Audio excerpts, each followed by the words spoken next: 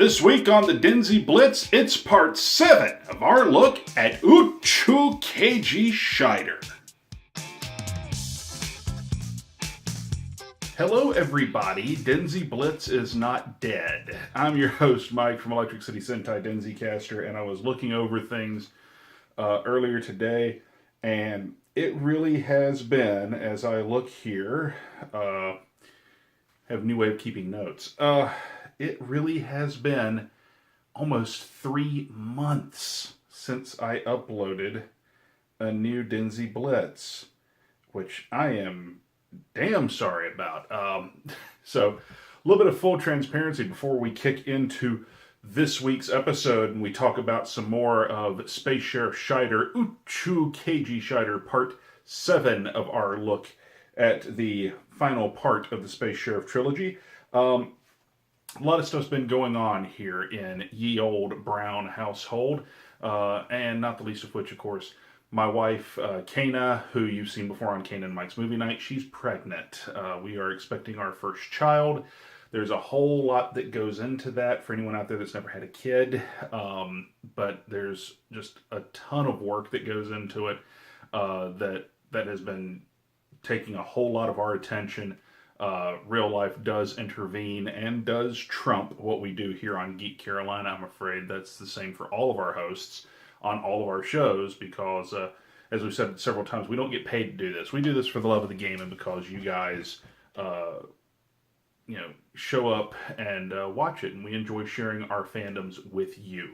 So, thank you for your patience. Thank you for your indulgence, and thank you for sticking around as we get the ball back rolling. So, couple quick housekeeping notes. First and foremost, coming up on May 20th, we are going to be giving away over on Rage Quit Radio a copy of Smash Up from AEG. If you want details on how that is going to go down, you have to tune in to our next Legend of the Five Rings RPG live stream, our next edition of the Empyrean Throne, and that is on May 20th. Now, because our live streams sometimes get a little laggy, we're not going to do the actual giveaway on the live stream, but the live stream is how you will learn how we're going to be giving away this copy of Smash Up. Wonderful card game from the folks at AEG. It is absolutely fantastic. We're going to be giving away the base set. For the record, it is not boxed because it was not donated to us in a box, but it is a complete copy. There's enough tokens there for everything. All the cards are there. It's in great shape. So we're going to be giving that away, or at least telling you how we're giving it away on May 20th on Rage Quit Radio. That's a Sunday, by the way. And coming up in June, we are going to be giving away this right on here on the Denzi shows, on DenziCaster, DenziBlitz, Denzi Now. And that is Season 1, Part 1 of Ultraman. This is actually from my personal collection, because we were donated a full season copy of Ultraman that actually has the entire first season in it, but this is Season 1, Part 1, the Mill Creek release of the very first Ultra show, Ultra Hero show. Ultra Q was the first Ultra show overall, but we're going to be giving this away. Johnny Sacco and his Flying Robot, our latest episode of DenziCaster. You got to go back and watch that video if you want to learn how we're giving it away, but that episode went up last week, so go back, watch that episode, and learn how you can win a copy of Ultraman Season 1, Volume 1 on DVD. Now, let's talk about some Uchuu Keiji Scheider, shall we? The blue guy right here behind me on the shelf. First things first, I guess I have one more piece of housekeeping to do, and this is DeRuslig, one of our loyal viewers who's been following along with us as we've been doing Space Sheriff Scheider. I commented this on our last episode, it was back in February. Yes, we do have all of Space Sheriff Sharvan for 7 episodes, that is. We do have that. We did track it all down, thanks to you, we've got it. So we're going to do, at the conclusion of Space Sheriff Scheider, which I anticipate to actually be in a couple of weeks, after that we're going to take a 1-week break from doing any long-running television series, and we're actually going to do a 1-week DenziBlitz bonus, where we're going to do the first 7 episodes of Space Sheriff Sharvan in one shot, to talk about them and see what we think of that, and hopefully the rest of Charaban will wind up subtitled out there somewhere. I've seen that it is, I've heard that it is, but I can't find a copy of it anywhere that I can get a hold of, which is horrible. But anyway, and that comes from our, the request to talk about Charaban and all of that good stuff comes from our buddy Wrestling in Indonesia. For some reason, I kept saying in the Philippines in previous episodes, but yes, in Indonesia. So we're going to be checking those out for our boy Wrestling. So if there's anything you guys out there would love to see us watch here on DenziBlitz, let us know in the comments below. That's how that happens. Don't forget to hit the subscribe button. We'd appreciate it. And of course, like the video. Give us a thumbs up if you like it. If you don't like it, by the time I'm done, give it a thumbs down. Just let us know why in the comments below. So today we've got 5 more episodes of Space Sheriff Scheider to talk about. As you may remember, I wound up watching these episodes hella out of order for a little while there. It was that the torrent that I got, the batch, the episodes were misnumbered. So I wound up watching about 10 episodes of the series woefully out of order. Luckily, it doesn't screw with the story too much, at least up to this point. So this will be, as I said the last time, I think it was like up to the 33rd episode I had watched. So we're up through, at this point, 38 episodes watched of the series, and I do believe that the numbering is back on track after this episode. So we wound up watching episode 25, Esper Queen, because the actual episode 34 is Kublai's Secret, and we watched that a while back, but we'll touch on it very briefly. But Esper Queen was episode 25, but we did watch it this week. We also watched episode 35, The Mysterious Golden Arrow, 36. It's a Maddening Age of Yumicom, although I prefer the translation that was used in the fan sub I watched where they called it DreamCon. It made more sense. Episode 37, The Roaring Beam Gun, and then episode 38, The Demonic Cinderella, or if you prefer the Mashojo Cinderella, we're going to say demonic. So, just because it's easier. So, if you want synopses, if you want detailed plot descriptions of these episodes, please Google Wikipedia, that's what it's for.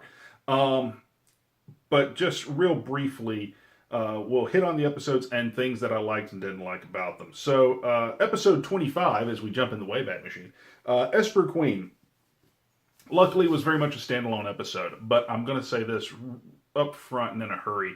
Probably my favorite episode musically of the entire series thus far. One evil, if you will, that Tokusatsu hero shows... I don't want to say perpetrate, but fall into repeatedly is that music and musical themes get repeated a lot, especially on shows where there's not a lot of insert songs. You have later Toku Hero shows, Kamen Rider Fourze jumps to mind most immediately, where they have pretty well fleshed out soundtracks, and you may not hear the same music repeatedly, episode after episode after episode. They'll introduce new songs as the show goes forward. Power Rangers, actually, in its earliest days, did a fairly decent job of that. But this show, not so much. Space Sheriff Scheider does a really good job of just recycling about the same 5 or 6 songs. And you will undoubtedly hear certain songs in every bloody episode. But what I really enjoyed about the Esper Queen episode, aside from just the concept and the costuming and everything just being gloriously 80s in all of its forms, the Esper Queen, the basic plot of the episode is a girl named Akane's dad gets kidnapped, replaced with a Fuma monster who grants her ESP powers, Esper powers, and she winds up starting a gang, and the Esper gang. And Kublai and the Fuma figure that they can take over the world by letting the youth do the work for them and just ransack everything and so on and so forth. Because they will all follow the Esper Queen. Every time Akane uses or falls into, I guess I should say, the Esper Queen persona, because it's not really her. It's a persona forced on her by the Fuma monster. Every time she falls into that, this wonderful 80s hair metal riff starts, and it's just tremendous. So I really dug that. It seems really out of place at certain points, because even in the early 80s, in these shows, the songs and the music had a very disco-ish feel to them. So disco wasn't dead in Japan yet, really. So there's that, but the music is just really cool, and it has this early 80s metal punk rebellious vibe to it, and I really enjoyed that. And the episode itself was pretty darn good too. The rest of these, we start to get something that I have wanted now for about 30 something episodes, and that's a plot. I've enjoyed Scheider a great deal, but if you watch Denzi now, especially where I'm talking about Kamen Rider Build, you will realize that something that really just gets me going for these shows in a major way is an overarching meta plot, and something where it's serialized storytelling is the way I prefer to think of it. Meta plot is a very new term, but serials have existed forever. But some sort of serialized storytelling where we don't forget yesterday, and there is a story that moves from bit to bit to bit, and it's an ongoing story that occurs. Gavin had that, and I've said that now at least, this is part 7, so I've said it at least 6 times prior to this. But Scheider seems to have lacked it heavily up to this point. The actual episode 34, Kublai's Secret, which we watched a while back by accident, thanks to the goofed up numbering, Kublai's Secret establishes that there was a Scheider prior to Dai, prior to our current space sheriff. He was not a space sheriff, he was just a warrior. Senshi Scheider, they say in the show, Warrior Scheider. We know that he took down the Mu Empire, which is more or less the immediate predecessor to the Fuma. We know that in the process of doing this, he destroyed Lord Kublai's grandson, who was in turn Priestess Po's grandfather. So that makes Kublai the father, grandfather, great-grandfather, great-great-grandfather of Priestess Po. And so we learn that in these episodes, and there was probably, if we had seen the episodes actually in order, the way they were meant to be watched, we probably would have wound up with a nice sequence of episodes that start telling this story somewhere in the late 20s, early 30s episode count. So, getting into the last third of the series. The episode here, the mysterious golden arrow, we wind up with this golden arrow and instructions from Kublai that I want this arrow to pierce Scheider's heart. And we find out a little more about Warrior Scheider from the space police themselves, from, basically headquarters. And Commander Qualm gives us a little insight and background on Warrior Scheider. Supposedly, the space sheriffs and the space police took down our evil Fuma thousands of years ago. Well, not really. Scheider did that. Warrior Scheider did it. It's just that the space sheriffs and the space police trace their origin and their history back to Warrior Scheider. So in many ways, Warrior Scheider maybe was the first space sheriff. So you have that, and the idea that Dai in this show, Space Sheriff Scheider, is actually a descendant of the original Scheider. It's an interesting concept, and so now we are establishing an actual grudge, and the idea that as the descendant of Scheider, the warrior, that Dai Space Sheriff Scheider may be able, he may be the one that can actually end this forever and put the Fuma to rest. This cycle that started with Gavin and went through Charavan and is now Scheider dealing with it, maybe this whole cycle can be ended. It's an interesting concept. We wind up also then with the Maddening Age of the Yumikon, episode 36, which is more or less a filler episode. We're back to episodic storytelling, nothing really groundbreaking in this one. And I'll go ahead and say same thing about the Roaring Beam Gun and same thing about Demonic Cinderella. These are all basically stock plot episodes in one degree or another. They're all very basic episodic deals.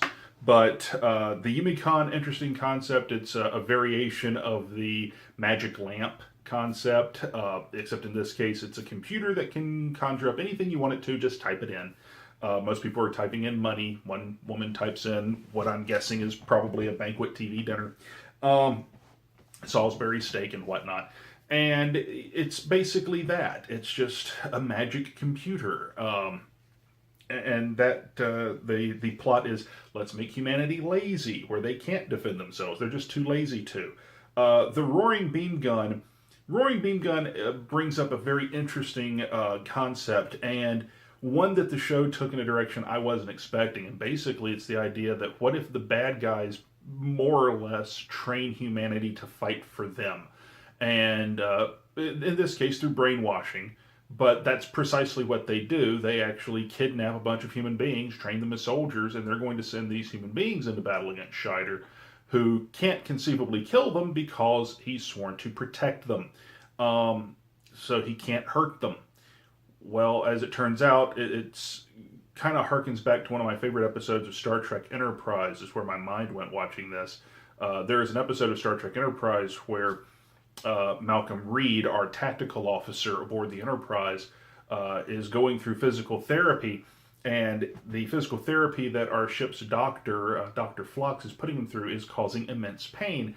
And Malcolm Reed tells the doctor, I thought you took an oath that you couldn't hurt people. And the doctor responds, no, I took an oath to do no harm, but I can inflict as much pain as I like. And so that kind of is where this falls to me in my head. And in the back of my head, I kind of heard this conversation between Scheider and whomever, where someone says to Scheider, but I thought you couldn't hurt humanity. No, I have to protect humanity and I can't kill them, but if need be, I can certainly shoot them. So it's an interesting idea, but basically he has to train himself, particularly using the video beam gun, and I assume they use the video beam gun because I'm just going to guess that it has a stun setting with some of the stuff we've seen in the episode,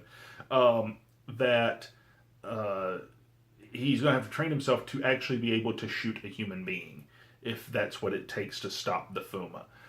Which is not where I expected it to go. I figured that it would be, we have to figure out a way to break the spell and all this other stuff, and no, we have to get through to the monster. We stop the monster, we stop the spell, but we got to get to the monster first, and if these humans are in the way, then we're going to have to dispense with them. We just have to make sure that we're not killing them. And so you wind up basically with a training montage on the Vavlos, on his ship, where both he and Annie are going through and just, well, shooting things. We also then wind up with the demonic Cinderella.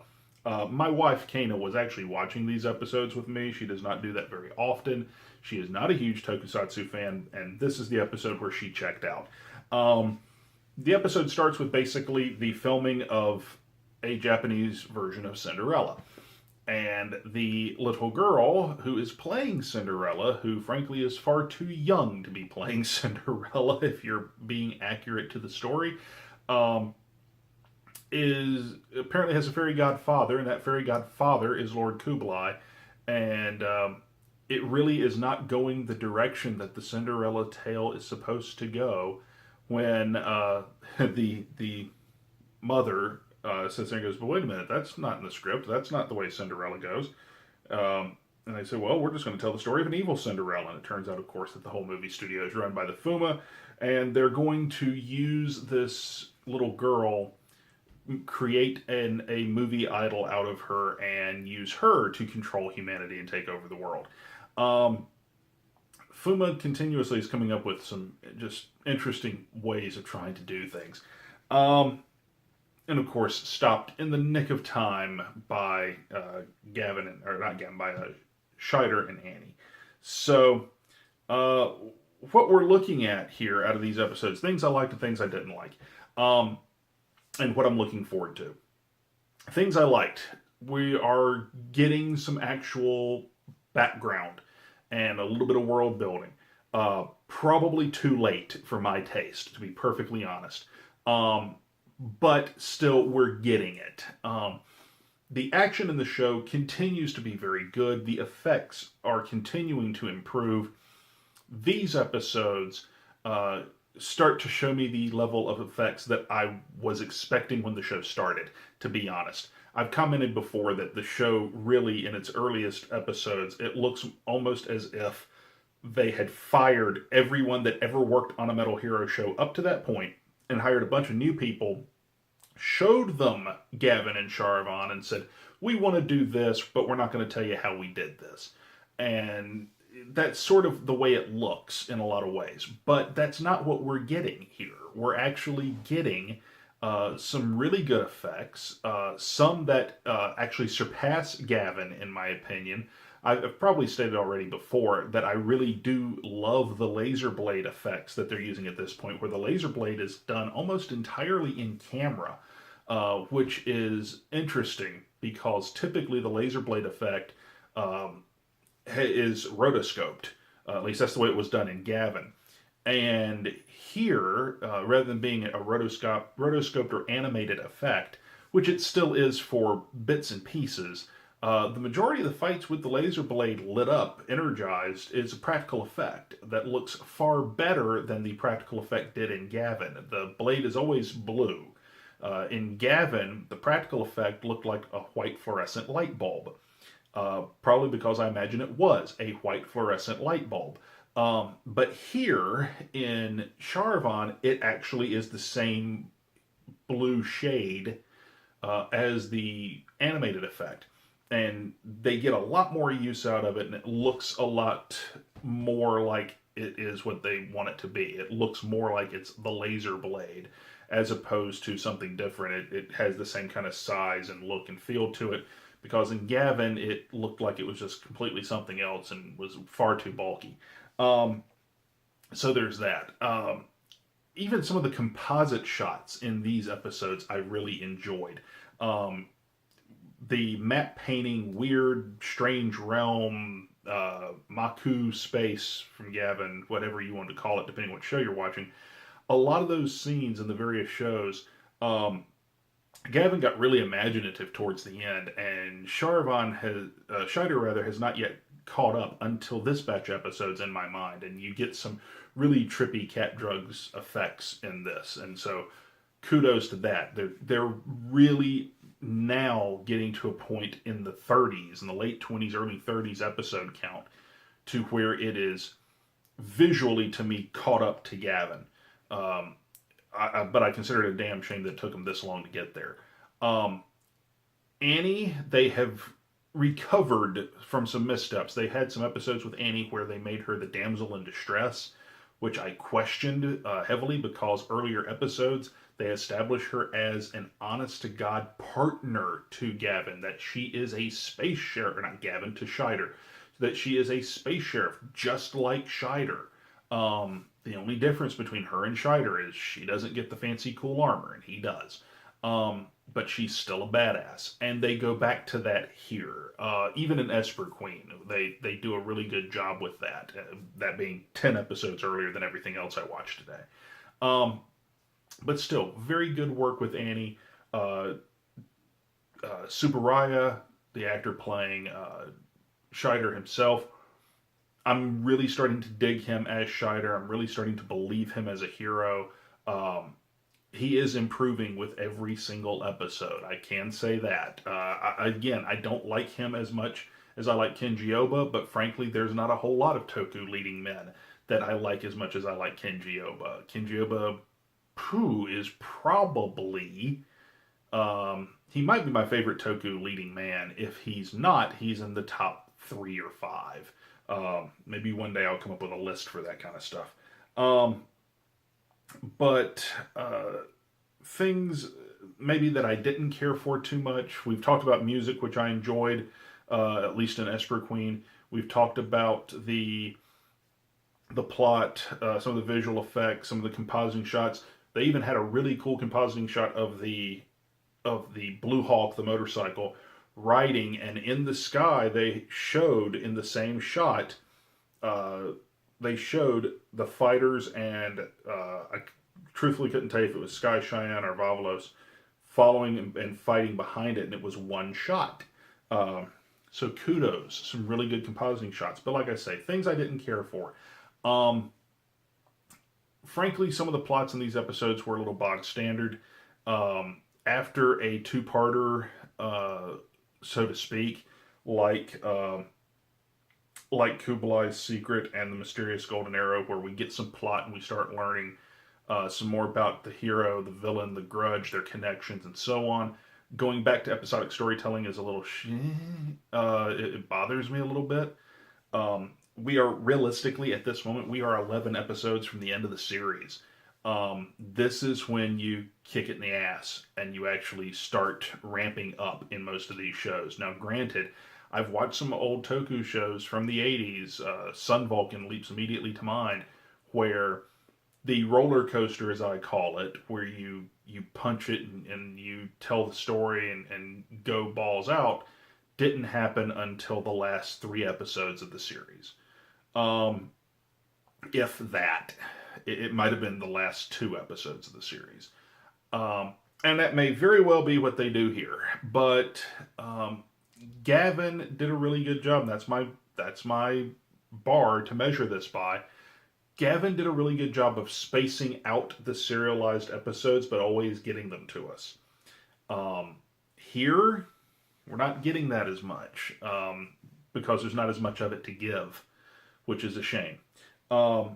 That's my biggest gripe about this show, is it feels like there's no overarching plot to the entirety of the show, aside from, here's the hero and here's the villain organization he's trying to stop. Oh, and by the way, the Cinderella plot was dumb. I'm just going to get that out there. I did not like the demonic Cinderella, the idea of brainwashing the world with a 10-year-old who is going off the deep end. And frankly, if you watch the episode, is a 10-year-old little girl making sexual advances at a duly deputized officer of the law who is at least twice her age. So, things you cannot do on television in the 21st century. Okay. But overall, what am I looking forward to? I am looking forward to seeing where the series goes. I'm looking forward to getting more of the plot. I want to learn more about Warrior Scheider. I want to learn more about these powers that he had that perhaps Space Sheriff Scheider has inherited. I want to know more about the Mu Empire. I want to know more about Kublai and the connection he had to Scheider and why there is so much beef beyond simply the death of his grandson. I want to know more about the grandson, to be honest. They're telling us that story through photos, well, drawings, but we're not getting a lot of the story. We're getting almost like the places and dates and none of the flavor. So I want a little more of the flavor. I want a little something with my steak. You can bring a steak and put it on a plate and it can be perfectly cooked, but if there's no salad and no baked potato and no garlic bread, then Mike's not a happy boy. So coming up next go round, we've got 6 episodes to watch when we jump on to part 8. That's going to be episode 39, and I'm certain at this point that we've got the numbers down. Episode 39, The Masked Dancing Choir. Episode 40, Vavalos SOS. Episode 41, Direct Attack on the Female Journalist. Episode 42, The 6th Grade Class 0 Strangeness. Episode 43, Our Fuma. And episode 44, The Great Invasion. And with a name like that, it better be the ramp up to the end of the show. So, folks, that is going to wrap it up for this edition of the DenziBlitz. I do not intend to be gone for 3 months this time. If you have anything you'd like us to know, any comments, any info on the show you want to share, your opinions, what do you think of Space Sheriff Scheider? Then let us know in the comments below. That's what they're there for. If there's any shows you'd like me to watch next, then please also let me know that. We started to do a poll, question and answer, kind of what am I going to watch next on the show thing back in February. But you know what? Give me some ideas. I suspect if nobody asks me anything, it's probably going to wind up being Garo. But maybe not. But we'll figure it out. I'm also, for some reason, on a Metal Hero kick in my head. And am highly considering Metalder for some reason. And I'm not sure why. Maybe it's because I've seen some VR Troopers lately. But let me know all that in the comments below. If you want your chance to win Ultraman on DVD, Season 1, Volume 1 from Mill Creek Entertainment, then you want to go back and watch our last episode of DenziCaster where we talk some Johnny Sacco, me and Josh from Chopsaki Cinema. We tell you how to win in that video, so go back and watch that. And if you want to help us out here at Geek Carolina, here on the DenziBlitz and Denzi Now and DenziCaster, then go buy a t-shirt at cafepress.com/geekcarolina, such as the Space Sheriff shirt that I'm wearing now, or any of our other cool t-shirts over there. We've got some new designs that are going to be going up in the not too distant future. So next week, and I do mean next week, we are going to have 6 more episodes of Space Sheriff Scheider. We've only got 2 weeks left for the show. And then we're going to be jumping on in 3 weeks. We're going to be jumping on the first 7 episodes of Space Sheriff Charivan, just to give that a whirl and see what it's all about, because that's all I can find of it. But you guys want me to watch it and talk about it, and that's what we're going to do. So, until next time, folks, thank you so much for watching. More DenziBlitz coming up next week with part 8 of our look at Uchuu, Keiji, Shaider. And until then, I'm Mike, and I'll see you around.